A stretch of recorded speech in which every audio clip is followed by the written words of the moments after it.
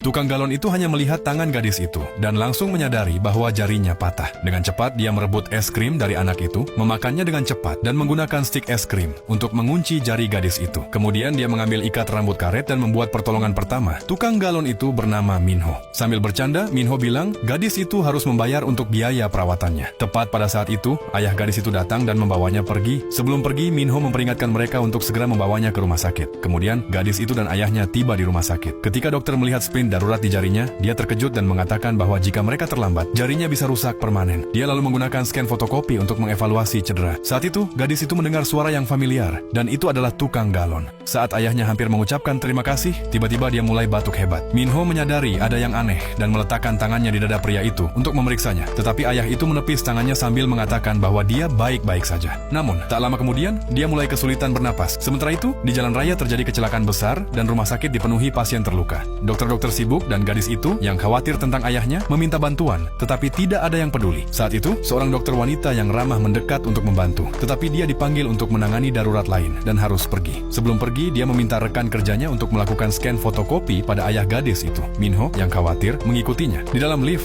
ayah gadis itu pingsan. Minho dan dokter segera membawanya keluar dan membaringkannya di lantai. Saat dokter berlari untuk mengambil alat, Minho meletakkan tangannya di dada pria itu, dan dalam pikirannya dia melihat gambar 3 dimensi dari hatinya. Dia menyadari bahwa jantungnya telah berhenti berdetak. Dokter hampir saja memasang selang pernapasan dan menghubungkannya ke ventilator. Tetapi Minho bersikeras agar dia memeriksa jantungnya terlebih dahulu. Dokter mengabaikannya. Jadi, Minho mencabut ventilator dengan paksa dan mendesak agar dia memeriksa jantungnya. Dengan enggan, dokter melakukan pemeriksaan dan mengonfirmasi bahwa jantungnya telah berhenti berdetak. Minho segera meminta defibrilator. Setelah beberapa saat, lama, jantung ayah gadis itu mulai berdetak lagi, tetapi sekarang dia membutuhkan operasi darurat. Segala sesuatunya sudah siap untuk operasi. Namun, karena kecelakaan, tidak ada dokter bedah yang tersedia. Perawat ruang operasi memperingatkan bahwa jika tidak segera dioperasi, ayah gadis itu tidak akan selamat. Mata gadis itu dipenuhi air mata pulsa. Dia tahu hanya Minho yang bisa menyelamatkan ayahnya. Tetapi jika dia melakukan operasi, karir medisnya akan berakhir. Saat Minho hampir akan pergi, gadis itu memegang tangannya, mengeluarkan koin kecil dari saku, dan meletakkannya di telapak tangannya. Minho melihat air mata di mata gadis itu, dan tanpa berkata apa-apa, dia membuat keputusan. Dia akan melakukan segala cara untuk menyelamatkan ayahnya, tak peduli konsekuensinya.